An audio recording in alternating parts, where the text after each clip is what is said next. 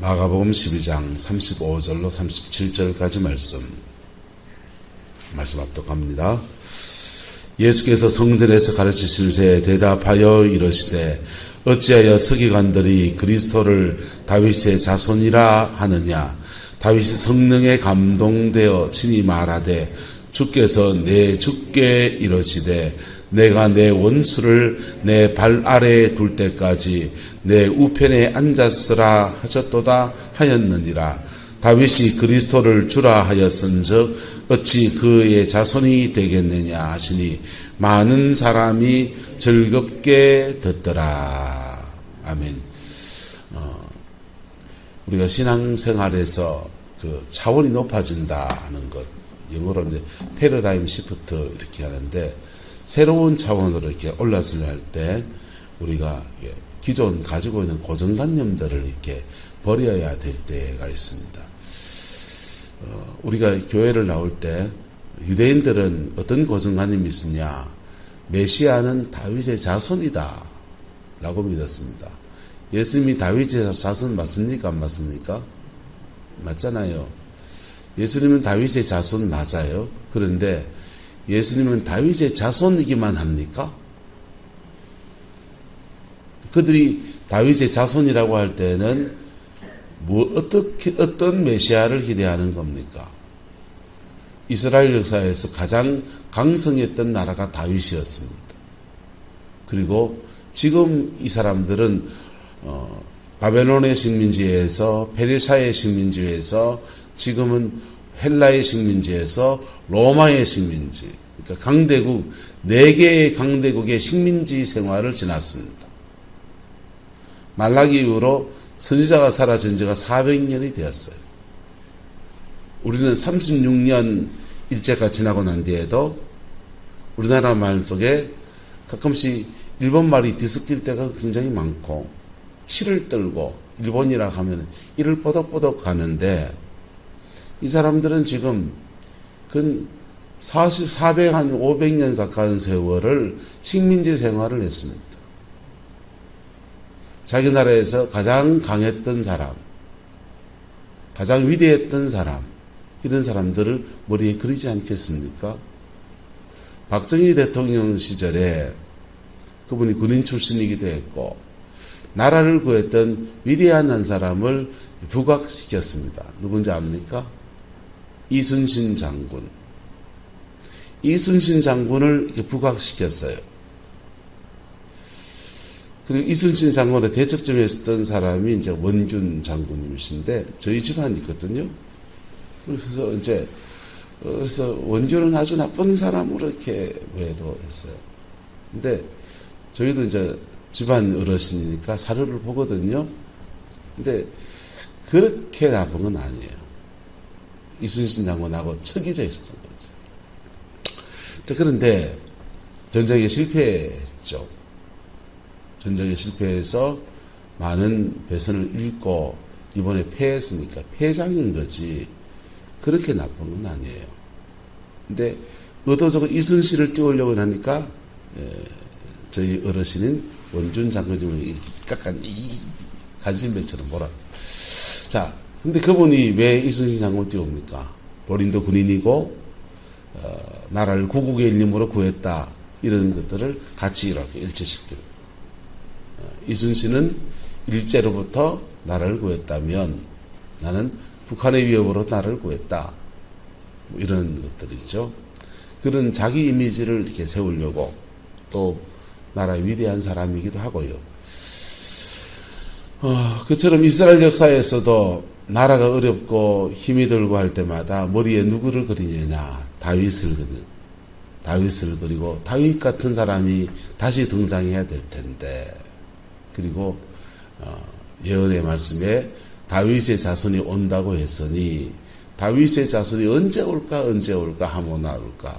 그래서 어떻게 그분이 오시면 하실까, 뭐 하시고, 당연히 그분들은 생각하기를 다윗의 자손이 오면은 나라를 회복하고 로마로부터 우리를 건져내고 우리 다시 회복시켜서 세상에 강성한 나라를 세워서, 다윗의 때에는 주변 모든 나라들 모두 조공을 한번 받았습니다. 우리나라 역사에 여러분 우리가 중국의 뭐 독립국이었다 그러지만 거꾸로 우리나라가 강성해서 여진족으로부터 조공을 받고 일본으로부터 조공을 받고 중국 사람들이 와서 머리를 조아리면서 조공을 바치고 러시아가 와서 조공을 바치고 그럼 얼마나 좋겠어요. 다윗 때는 그랬거든. 다윗 때와 같이 그렇게 회복시켜 주기를 그렇게 바라는 것. 그런 마음이 예수님에게 다 쏠려서 예수님을 다윗의 자손이라고 하는 고정관념. 그래야만 하고 그런 분이시고 당연히 그렇다고 믿는 머리에 고정관념이 있는 것입니다. 근데 이 고정관념 틀린 건 아니지만은 이 고정관념에서 뛰어넘어야 하는 것입니다. 할렐루야. 우리도 예수 믿을 때 신앙생활에 신앙은 이것이다 라고 하는 고정관념들이 있습니다. 그 고정관념들이 때로는 극복되어지고 뛰어넘어야 되는 것. 예수 믿고 하나님 물질의 축복을 줄 수 있는 분이십니다. 물질의 축복만 주는 분입니까? 그럼 가난하면 저주입니까? 하나님은 때로는 가난도 우리에게 허락하셔서 그 가난의 시간 안에서 우리를 다루시기도 하고 그 가난의 시간 안에서 하나님께 기도도 하게 하시고 공급하신 하나님을 바라보기도 하시고 가난 그 자체가 저주는 아니에요. 맞습니까? 안 맞습니까? 하나님 예수님은 병자를 치유하십니다. 그래서 교회 치유사역이 제대로 펼쳐지면 구룡포에 아픈 사람들 많이 오실 거겠죠. 근데 예수님은 병자만 치유하시는 분이십니까? 그건 또 아니에요. 그지요? 근데 우리 안에서 우리 열망과 예수님 어떤 모습이 마주치게 되면 그게 고정관념이 되어버려요. 이스라엘 백성들도 고정관념이 생길 수 있고요. 저와 여러분들도 고정관념이 생길 수 있습니다. 그 고정관념이 머리에 인이 박히게 되면 거기에서 한 발짝을 못 넘어가요. 목회를 하는 사람들은 이런 목사들끼리의 고민입니다. 전임 목사님이 목회를 너무 잘하신 데 가면 후임자가 목회를 잘할 것 같지만은 그 나름의 또 어려움이 있어요. 무슨 어려움이 있냐면 전임 목사님하고 자꾸 비교되거든. 사람은 다 똑같습니까? 다릅니까? 다르잖아요. 제가 가진 달란트와 은사가 있고 다른 목사님들은 다른 은사를 가졌고 그래서 그 다른 은사들이 이렇게 하나님은 어떤 분이냐? 사도 바울은 심었고 아볼로는 물을 주었다 그랬어요. 아볼로는 강력한 기도의 능력과 이런 건 아니에요. 사도 바울은 또 아볼로는 전도자의 은사나 이런 것 좀 약해요. 근데 아볼로는 말씀을 가지고 양육하는 것을 잘하는 걸 사도 바울이 물을 주었다고 말하는 겁니다. 근데 반면에 사도 바울은요, 강력한 기도의 능력이 있고 그리고 교회 없는데 예수 안 믿는데 가가지고 한 사람 한 사람 전도해서 복음을 전해서 믿게 하고 끌어내고 그 붙는 귀신도 떼내고 병도 고치고 그런 전도자의 은사도 있고 그래서 사도 바울은 심었고 아볼로는 뭐하게 했고 물 줬고 심을 때 필요한 사람이 있고 물 줄 때 필요한 사람이 있고 각각 부르심이 똑같다 다르다? 다르지요. 어떤 목사님은 찬양을 참 잘하세요. 찬양을 너무 잘하세요. 그래서 기타만 들고 찬양하면 그분은 그 목회 안에서 성령이 계속 역사하죠. 그분의 주무기는 뭡니까? 찬양이지. 네. 돌아가신 임무기 목사님은 병 고치고 은사가 강한 분이시죠. 임 목사님의 주무기는 뭡니까? 성령의 은사예요. 근데 고정관념이 생기면 임무기 목사님한테 왜 설교를 더 잘 못하십니까? 라고 막 비판을 하면요. 그거는 그 목사님의 주 달란트는 아니에요. 강단에 서서 말씀을 전하는 게 모든 목사가 하는 일이지만은 그분의 주 달란트는 아니에요. 무슨 말인지가 됩니까? 그래서 사람마다 오른발 잘 쓰는 사람이 있고 왼발 잘 쓰는 사람이 있고 손을 잘 쓰는 사람도 있고 하면 손 잘 쓰는 사람은 축구 선수로 가고 어디로 가야 됩니까? 골키퍼로 가서 해야 되기 맞고, 네, 왼발 잘 쓰는 사람은 뭐 오른쪽 왼쪽 윙 이런 거 있지 않습니까? 자기 위치에 가서 자기 역할을 하면 되고, 그 모자라 보는 건 누가 해야 됩니까? 그분이 잘 모자라는 건 누가 해야 됩니까? 이영현 장로님. 뭐 한다고 막 구박해야 됩니까? 한번 따라합시다. 내가 해야 됩니다.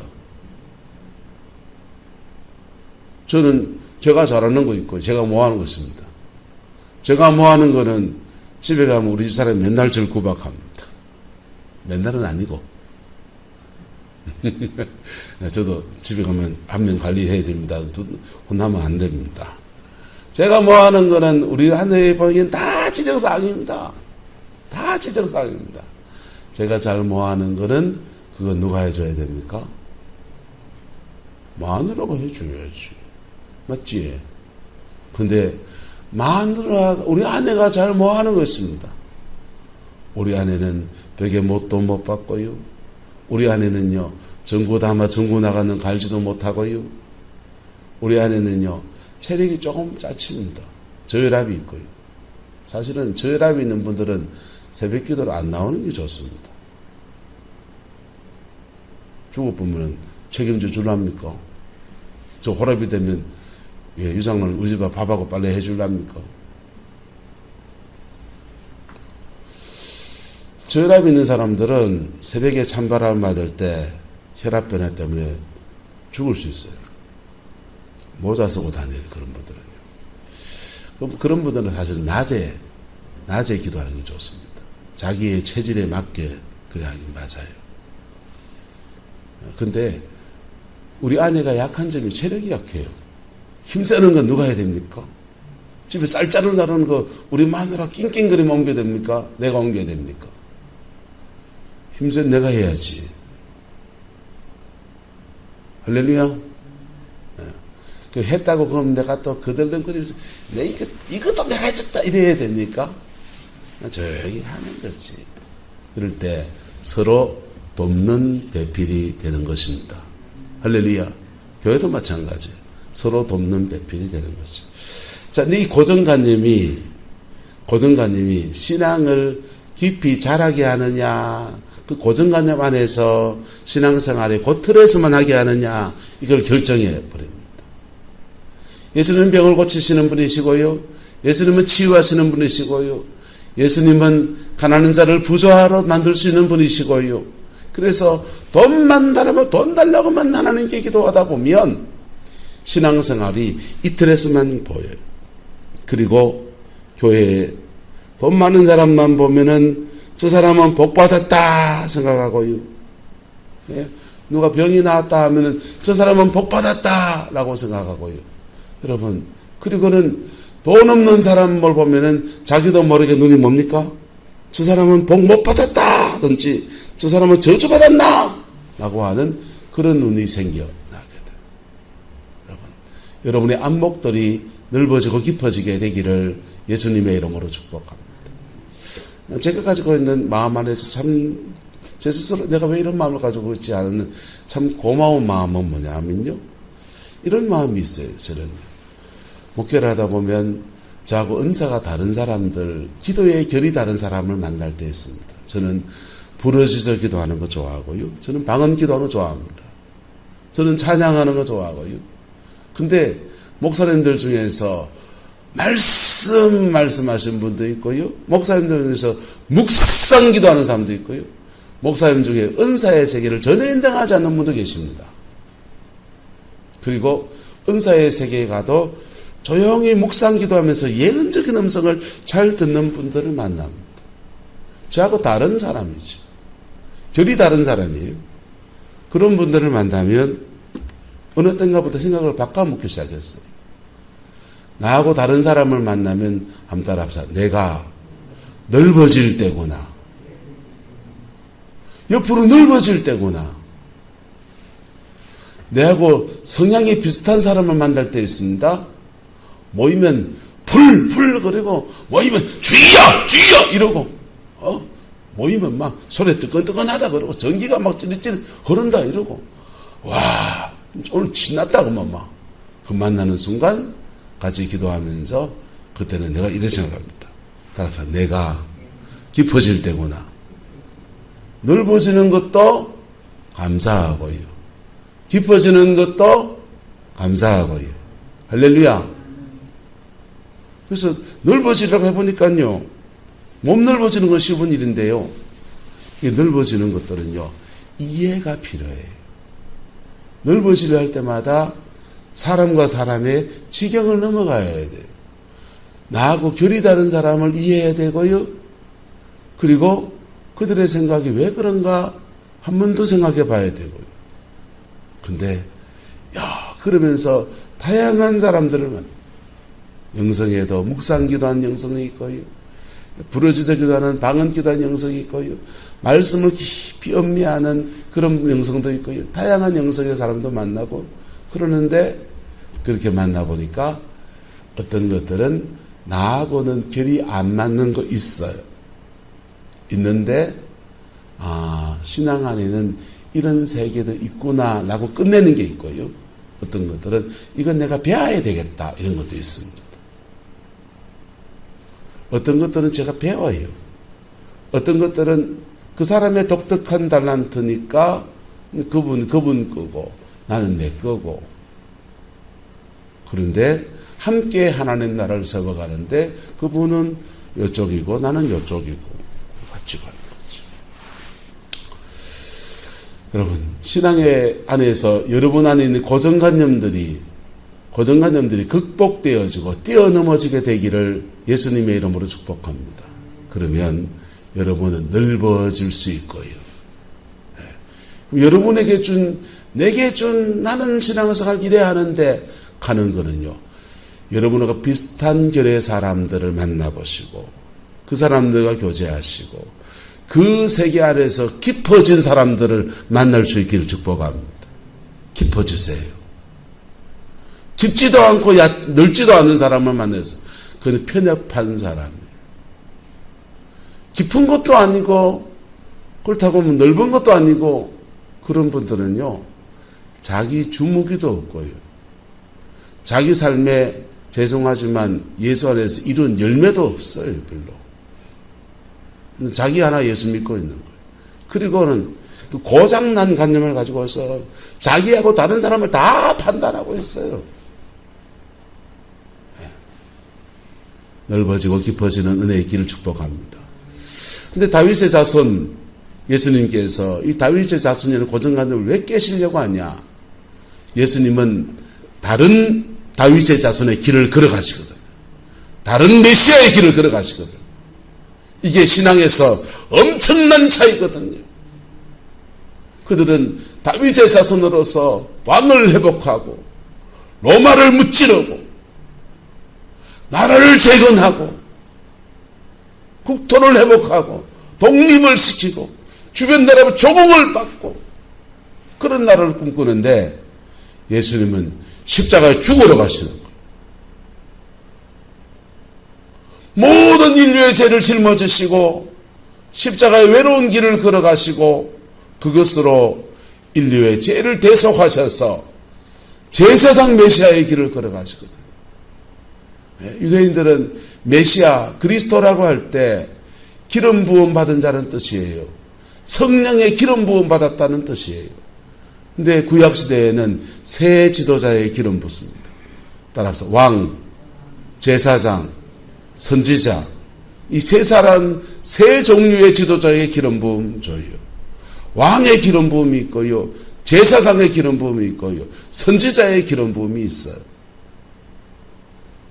이 기름 부음들이 다 다른데 예수님 때 오면은 메시아란 기름 부음 받은 자라는 말이 오직 한 사람을 지칭하는 말이 되어져. 왕. 그것도 누구의 자손? 다윗의 자손에게만 지칭된 말이에요. 예수님에게 그 어떤 사람도 인류의 죄를 짊어지실 메시아 이래 생각 안 하고 있는 거예요.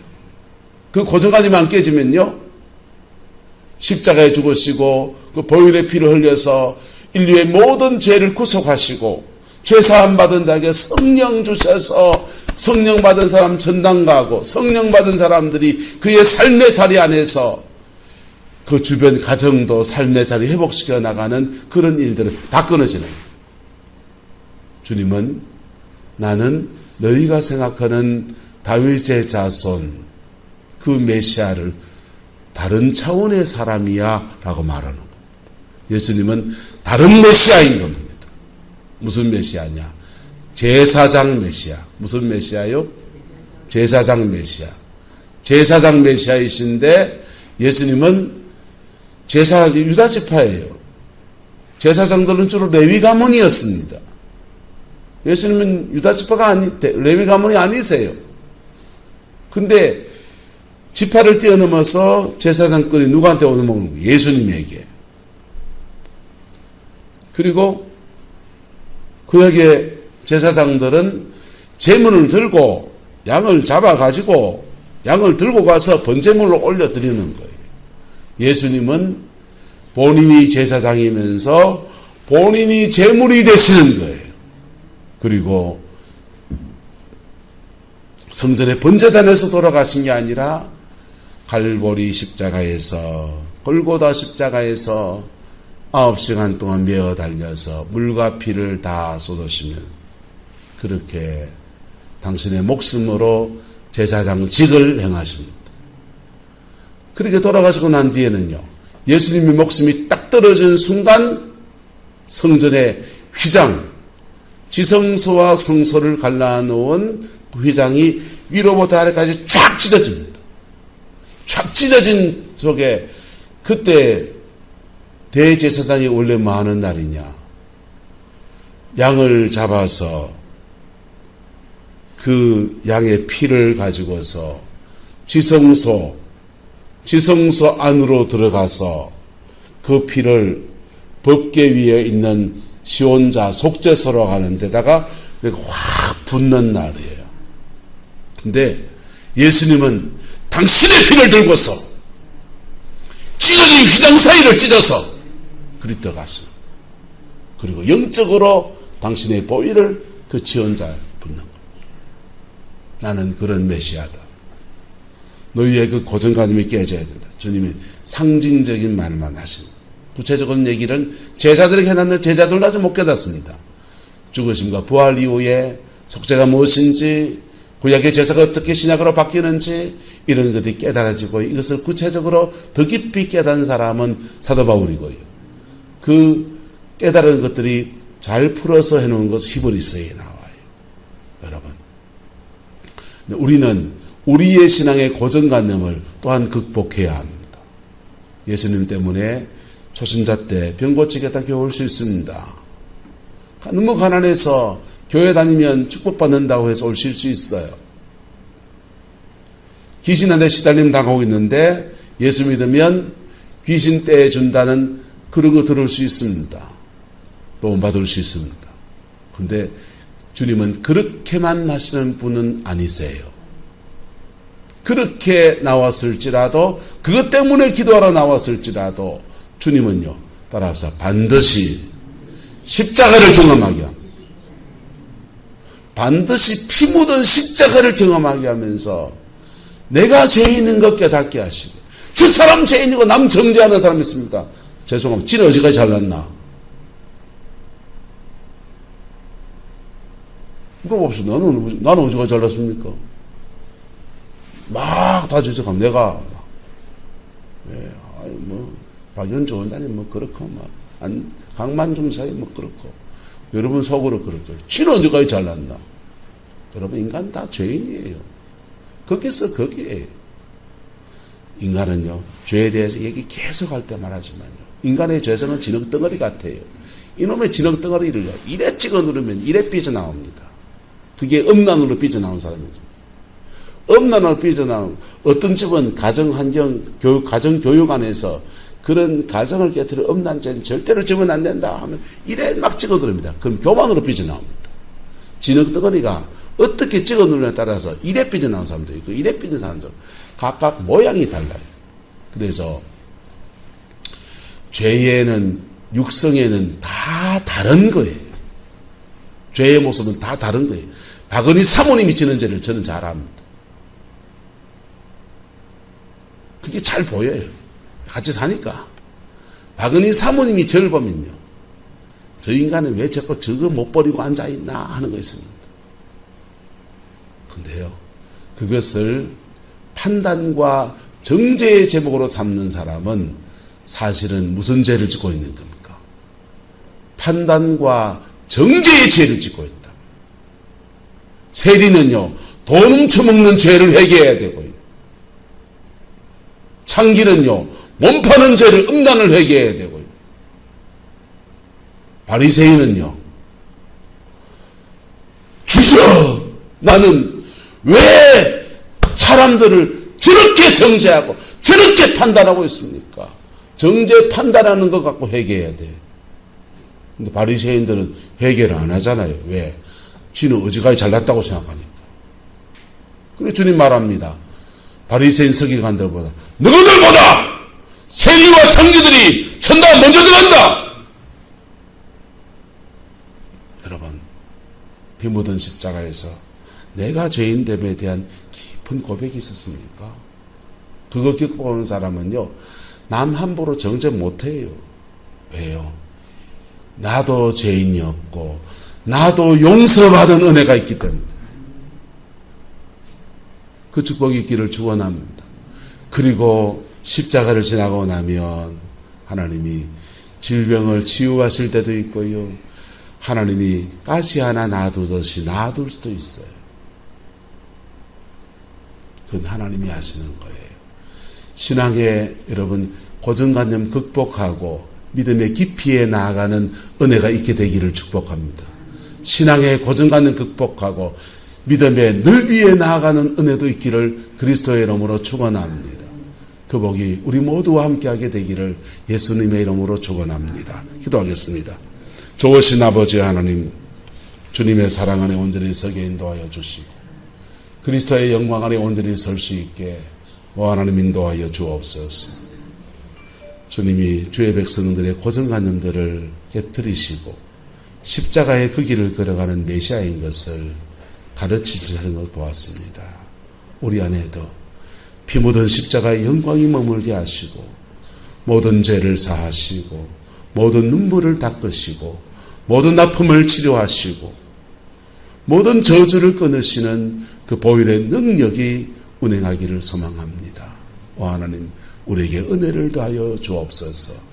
예수님의 이름으로 축복하며 기도드리옵나이다. 아멘.